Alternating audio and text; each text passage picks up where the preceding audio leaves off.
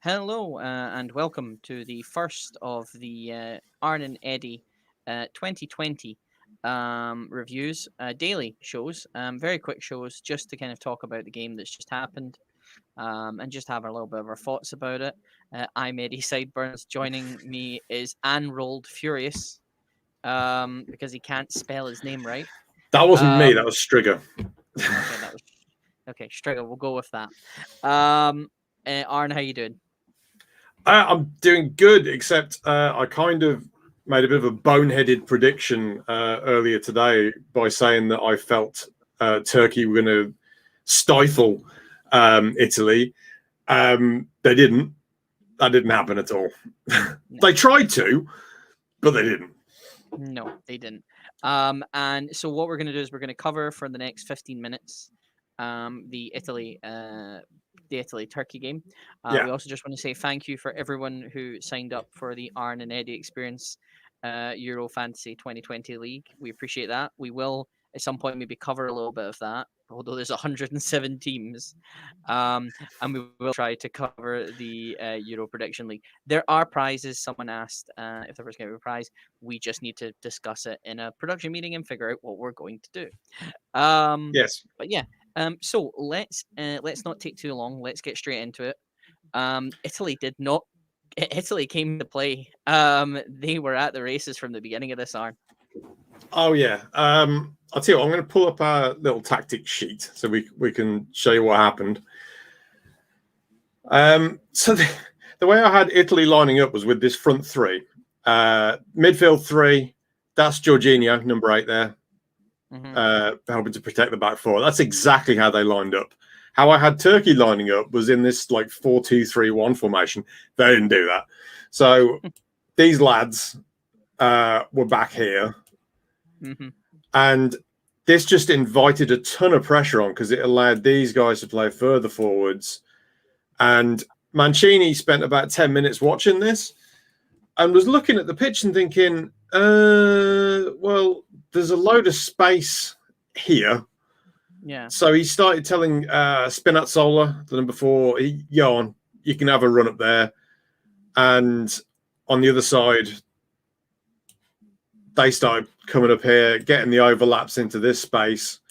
And the Turkish back four were like this. They were just really compact across the back four. And they struggled. They struggled to deal with this. They even had, I forget what Chiellini's number is, number 3, isn't it? Even Chiellini was up here at times, getting out in above the midfielders and causing little overlaps into these spaces and just causing these little overloads with all these players in the same area. And they just didn't know what to do, Turkey. And they struggled. Yeah, they did. And then there was moments where Florenzi was having Florenzi on the right hand side before he came off at half time was pinging some great balls into the kind of pathway of the attacking front three of obviously the lone man up front, Immobile, and then you got Insigne and Berardi, and that just was. Turkey were not on. Yeah, on I said early doors that Turkey were happy to sit here and allow these players to get down here and cross in because they had this solid wall and they had these guys dropping deep. So you were looking at, they were defending like this. Yeah. Like that with a 4 and then another 4 really tight. And then you've got Kalhanoglu picking up the pieces. And Yilmaz just stood up here like a lemon because they weren't giving him the ball. Well, Yilmaz thought of other ways to try and get stuff out of the match with an excellent 7.5 dive. Yeah, he basically threw himself on the floor. That was the only real opening he had. And Turkey got themselves into significant trouble because they didn't react. Mancini could see that they were all sitting deep. So he's like, all right, let's push forward, get the wing backs forward. Let's get into their danger areas up there. And Turkey's response to that was to just sit deeper. And they were just sitting deeper and deeper until they conceded a goal because they were having those overlaps getting in behind. You got problems down both flanks. And eventually one of them crosses just hit Demiral and went in. Yeah. And when they were 1-0 down, that's when they were in big trouble. Yeah. Because they kept defending, but sort of half-heartedly trying to come out of defense, and they just got really, really smashed around at that point. Yeah, there was parts where there was parts when you looked at it, and I think when the stats were coming out, and it was like Turkey had only had like one shot on target, and Italy had like 20 or something like that, or one shot and then 20 shots Italy had. It's just pretty clear that they were just shut down in there. The Turkey attacking kind of options were just very null and voided. But yeah, 3-0 was a decent score. I thought it could have been more. It could have been more. It could have got embarrassing for Turkey. They just weren't at the races there. Yeah, the handball incidents. There seemed to be a lot of handball incidents in the beginning. In the first, there was a lot of shouts for it. I don't know if any of them were actually penalties. Yeah, I saw an American. Report. American guy, Taylor Twellman, I think, was commenting on some of the handball, and I was just like, right, okay. But yeah, I think they're all ball to hand. Referee had a really good game. If that is the standard of refereeing throughout the tournament, including the VAR decisions, which were all really quick and out the way, didn't really hold the game up. If the standard is like that all the way through, I don't think we're going to have any complaints about the refereeing. In fact, I think he kind of let Soyuncu off with a late one. And then kind of made his mind up a minute later to book him because he'd elbowed somebody. So, yeah, I mean, there's always going to be a few dodgy refs, but I think that's the standard was really good for an opening game. I think that the standard all round was good, especially from Italy. And I kind of enjoyed the pageantry of it as well with Nessun Dorma before the game. Yeah, that was some good stuff. It's just been a while since we had something this like to get our teeth into in football in terms because everything's been behind closed doors for so long. Yeah, I mean, I think it felt alive. It felt like everything was just. So, it was exciting. Mike agrees with the ref there. Yeah, Danny Mackley of Holland. He was very strong in all his kind of. He was very tough on it, but also kind of a bit. He's like, he warned Immobile for consistently hounding him for one of the handball decisions. I mean, it wasn't, was it? It just he hits the defender's arm. I mean, we saw some really daft penalties during last season at the start, and a couple of those might have been given under those circumstances. But I think the footballing governing bodies has kind of straightened things out and gone like, well, that's not a penalty. You can't have that. Yeah, that was good. A good start for the Azzurri. Another clean sheet. Florenzi going off a little bit struggling. Seemed like. Also, I thought they might miss Verratti in midfield because he's picked up an injury, but they were fine. They controlled the ball in midfield. I thought Jorginho had a really good game. He went under the radar. Jorginho. Yeah, he did a lot of very small, important things to stop any kind of Turkey attacks before they even got going. I imagine his pass completion was like 96 or something because he was just ridiculously good at those little short passes. And then you had Barella and Locatelli doing the more complicated things. I thought the front three were good. The defense wasn't really tested defensively, apart from Chiellini getting that late tackle to deny Yilmaz at the finish. But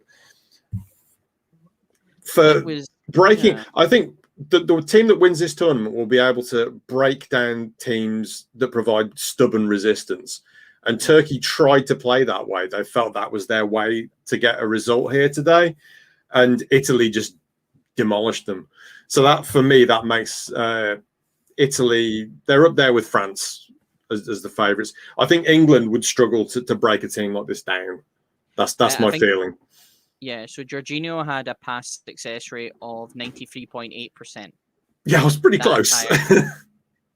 So he could do three were key passes. 32.1 of them were forward. 34.6 were left to the left pass direction. 27.2 to the right, and 6.2 backwards.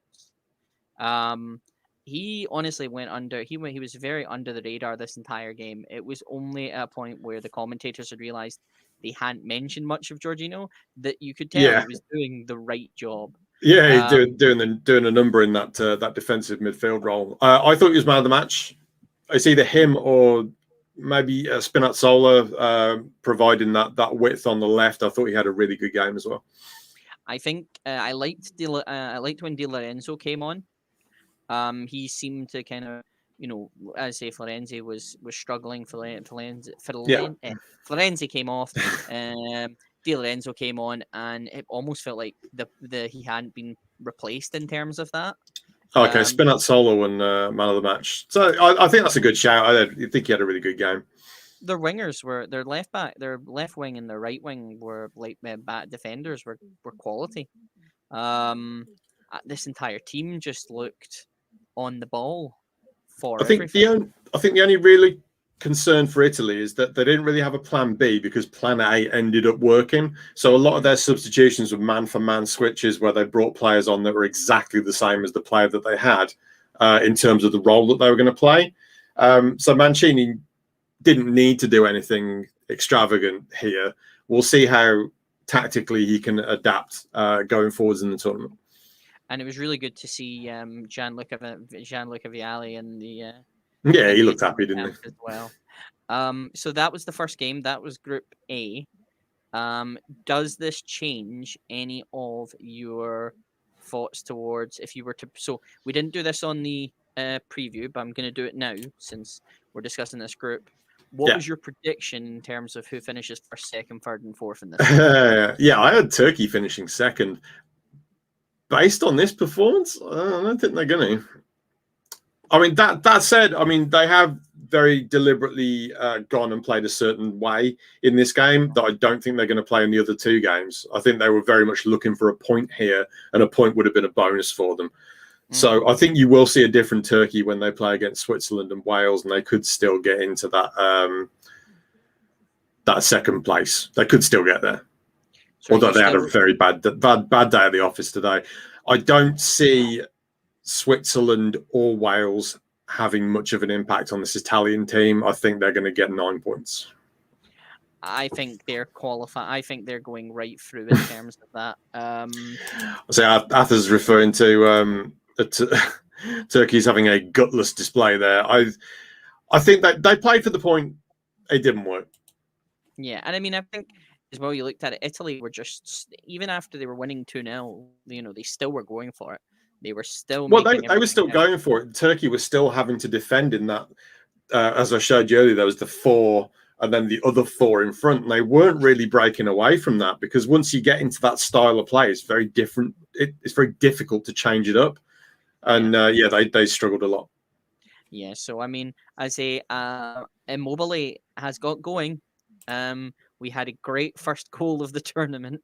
Good finish. Oh, it was not so much as good as the World Cup one, but with Shabala in the South Africa first goal of that World Cup. But really good goal. Italy, like, it's the fact that you can have an Immobile and then take off Immobile for likes of a Belotti, and then take off Insigne or Berardi and put on the likes of a Chiesa, or Bernardeschi came on the flat. He looked good too. I think that's. What can you say? They had a good day at the office, the Italians. They really good, and I think their odds. I think now you won't see their odds be any higher now for winning the tournament at this point.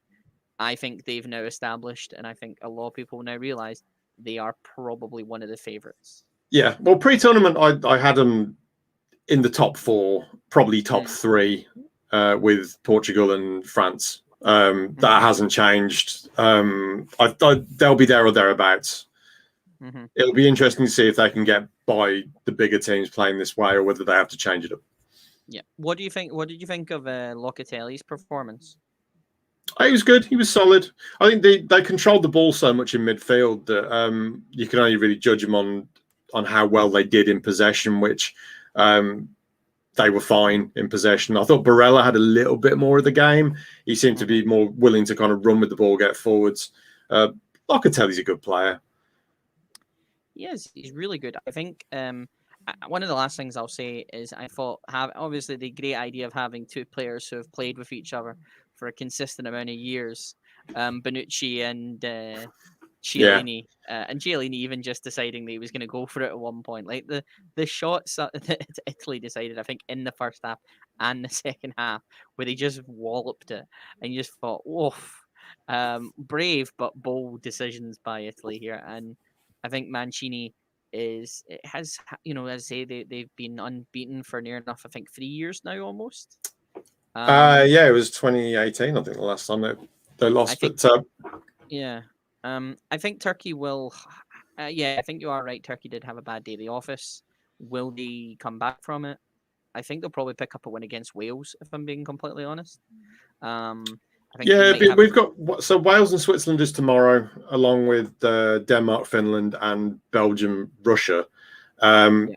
It'll be interesting to see how Wales and Switzerland do against each other, because they know that they've got a shot. Having seen that Turkey performance, they'll know they've got a shot. Obviously, they also have to play Italy, which means they're going to get a battering off them. So it's going to be tough. It's going to be difficult for them. Tomorrow, we're probably going to be focusing in on that Belgium-Russia game, because we'll be going on like right after it. Yeah, so we'll be doing the same. We'll be back here again. We will maybe tweet comments or something about that, about the Wales game. I think I'm out for the Wales game or something like that. I'm at work, so I'm not going to see that. But we'll watch the highlights and get back to you in terms of that. Listen, this is the first one. We're going to try and do these as much as we possibly can. Thank you for joining in. We again cannot thank you enough. Fancy Wales to win tomorrow. Sneaky feeling. We'll talk about it if you're here, offers tomorrow night. We can talk about it. We can talk about how maybe Gareth Bale might bail them out of trouble. Hey, get it, Bale? Yeah, that's the dad humor you're getting for tonight. Right. Thank you very much for joining us for this quick one. We will see you all. Oh, spare thought for goodness me, everyone's just commenting as we're mentioning. Who is El Loco? Explain that to me, Lair. Did Schalke win? They didn't even get a player on the pitch, so no. Yeah. I think Didn't Kane Ihan used to play for them? Can Ihan? Then there was a player called OK. I laughed at the player that was called OK. Can he can? No, he can't. Okay, hey, right. Don't forget to like and subscribe down the bottom there. Like and subscribe for offers. Right, we will see you all at 8 o'clock. Tomorrow, well, not 8 o'clock, 10 o'clock. 10 o'clock. For 8 o'clock, we're doing it as the game starts. We'll see you all at 10 o'clock, and we'll go over the games that happened. Tomorrow. All right, take care. Bye bye.